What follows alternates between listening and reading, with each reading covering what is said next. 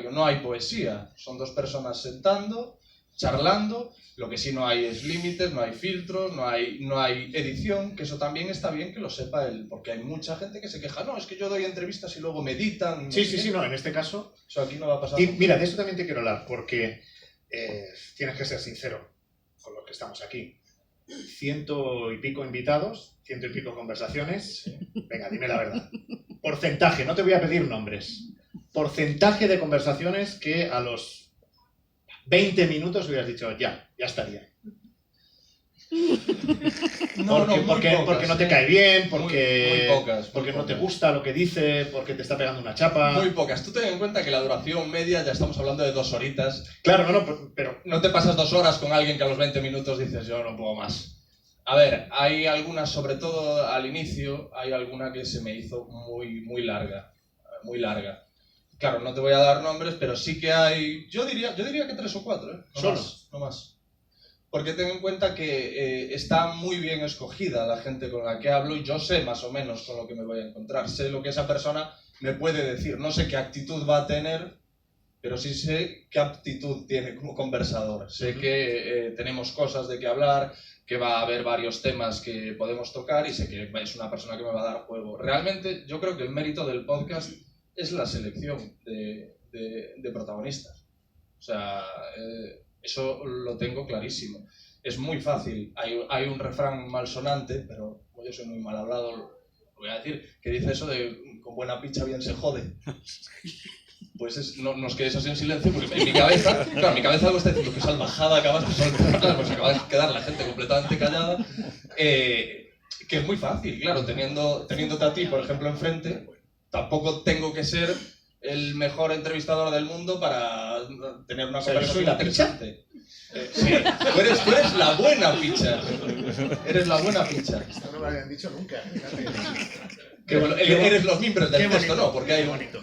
refrán mucho más decoroso que dice algo así de con estos mimbres se hace un buen cesto. No lo sé. Ya me estoy metiendo. ¿Ves cómo no soy bueno hablando? No, pero ya me estoy metiendo. Pero está bien. Bueno, o sea, que en principio la mayoría de los entrevistados bien, no te has querido ir. No. ¿Les prestas atención todo el rato o hay algún momento que haces un Jorge Javier y que se nota que estás pensando en otra cosa? Les presto atención todo el rato porque es que si no es imposible hacer el podcast que hago. Porque tú ten en cuenta que lo normal es... Yo normalmente lo que suelo pensar, si es algo que no es muy evidente, lo primero que le voy a decir. Lo primero que le voy a decir a Fran es esto. Y a partir de lo que tú me contestes, esa primera respuesta que tú me das se convierte en un ovillo de lana del que yo voy tirando. Entonces no puedo apagar, porque a lo mejor en ese momento me estás dando el tema, el súper tema de la charla y yo cojo y me he ido y eso pasa desapercibido. Entonces yo ahí, es que de hecho termino muy cansado yo de grabar el podcast y me da un poco de apuro y de reparo cuando lo cuento, porque digo, la gente, ¿qué va a decir? Este se sienta a tomar una caña con Fran Blanco y no sé qué y termina cansado. Pero sí termino cansado por ese tramo de hiperatención que tienes los 5 sentidos puestos en la otra persona, porque otra cosa que yo hago mucho es que a lo mejor vamos hablando y de repente te digo, oye, lo que me dijiste antes, porque hacía media hora me quedé con que en medio de un discurso en el que estabas hablando de lo dura que es la profesión, mencionaste, pues eso, que tuviste una depresión, algo así, o que lo pasaste muy mal en no sé qué programa, pero que bueno, fue una experiencia y seguiste hablando. Y entonces yo me quedo, hostia, lo pasó fatal en aquel programa, en algún momento tengo que hablar de eso. Y lo hago, sin tener yo muy buena memoria, y eso es porque me dejo la piel en la conversación y por eso entiendo yo que termino cansado, porque el otro puede estar más relajado, charlando y contando su vida, pero yo estoy un poco en tensión, intentando quedarme con todo y no quedarme en blanco también, que esa es otra. Pero tú tienes miedo a quedarte en blanco, ¿de verdad? Sí, por supuesto.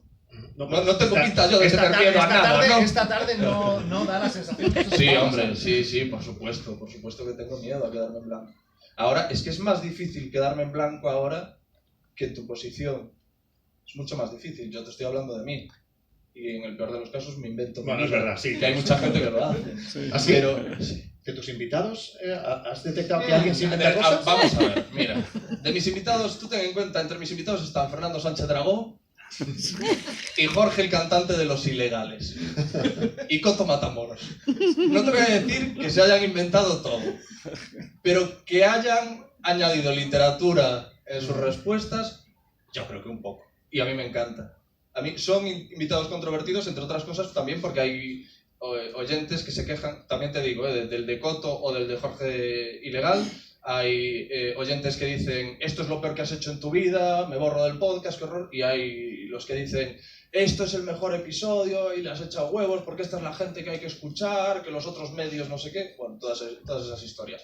Y hay que me dice, es que se están inventando todo. A mí, mientras sea una persona que para mí es fascinante escucharla, perfecto. Que se inventa todo y tú intuyes que se está inventando todo y tu conclusión es todo inventado, está bien. Porque es el quid del podcast, que tú sacas tus conclusiones. O sea, yo he tenido a gente muy polémica, muy controvertida y muy mal vista. Y hay gente que ha comentado en iVoox, por ejemplo, y dice, joder, yo tenía un montón de prejuicios con Juan Soto Ibars. Tenía un montón de prejuicios con este tío y no es como me lo imaginaba, joder. La verdad es que me ha caído bien. Entiendo algunas de las cosas que dice. Si es que eso ha pasado hasta con Laureano Viña, el narcotraficante. Bueno, esa historia también está muy bien. Porque ¿esa es la que tienes el récord de duración? No, la que tengo el récord de duración es Dani Rovira y Dani el Rojo, que es también un ex convicto. Pero con Laureano también estuviste como 3 horas o algo así. Sí. 2 horas y pico. Sí. Que también lo cuentas ahí en el libro, la manera de conseguir la entrevista, que fue un poco de no lo voy a conseguir, pero lo intento, ¿no?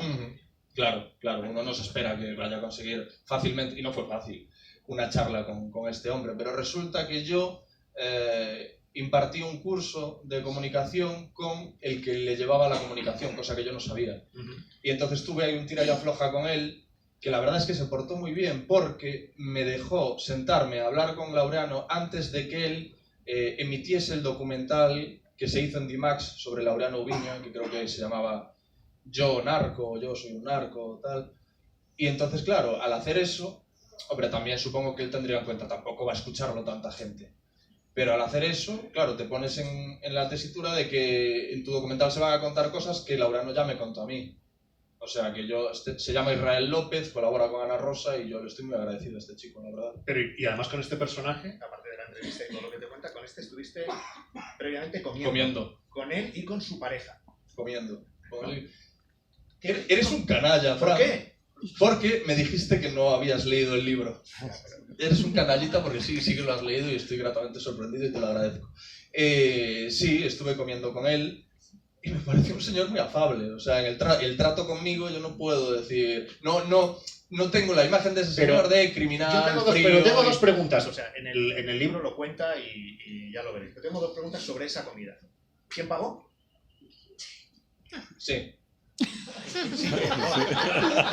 ¿Quién pagó no es una pregunta de siglo? Creo recordar que cada uno lo suyo. Vale, bueno, bien. Y segunda pregunta, que me interesa más que esta primera.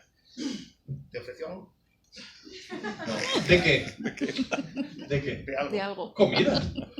Bueno, pero al final yo creo que repartimos gastos, pero a lo mejor lo pagó él, no me acuerdo.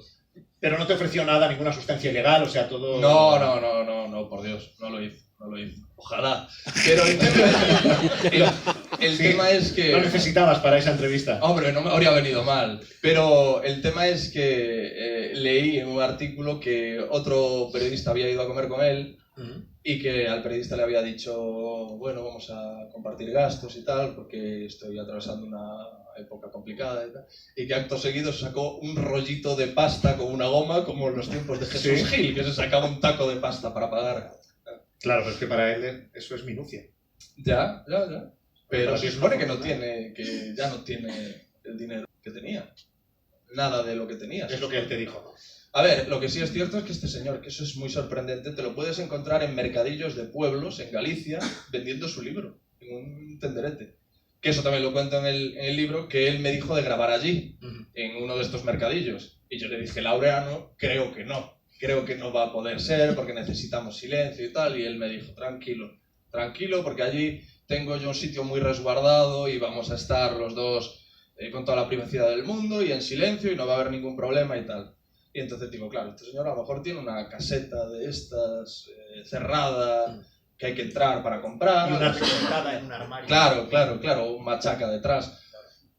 Y entonces llegué a Padrón, que era donde estaba el mercadillo en el que este señor tenía montado lo suyo, y Y llego allí y me lo encuentro con la típica estructura metálica de tendrete y una señora al lado gritando ¡bragas! ¡Calcetines! No sé qué. Digo, Laureano, esto es exactamente lo que me había imaginado. No podemos grabar aquí, es imposible.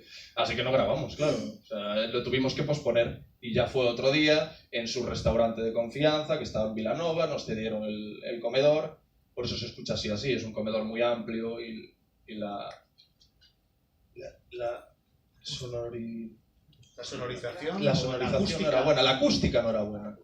La acústica no era buena. Y entonces, bueno, pues tuvimos esa charla de 2 horas largas en las que se ve un poco el Laureano que todo el mundo se espera. Entre otras cosas, amenaza a Carlos Blanco, que es el actor que da vida a Laureano Ubiña en la serie Fariña. Y hay un momento en el que se levanta contándome algo, se va calentando, se encabrona, se levanta y tira una silla contra la mesa, que si uno tiene buen oído se me puede escuchar a mí decir, hostia. Porque además es de estas personas que es de 0 a 100. Entonces, sin yo verlo venir, de repente estaba loco perdido, Pero en la última parte de la conversación se echa a llorar y de repente es un gatito. Y me dice esa frase de cuando yo le digo, joder, Laureano, impacta mucho a alguien como tú verlo así, tal.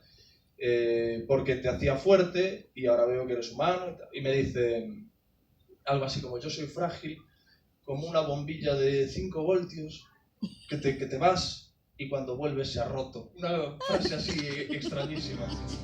Fue una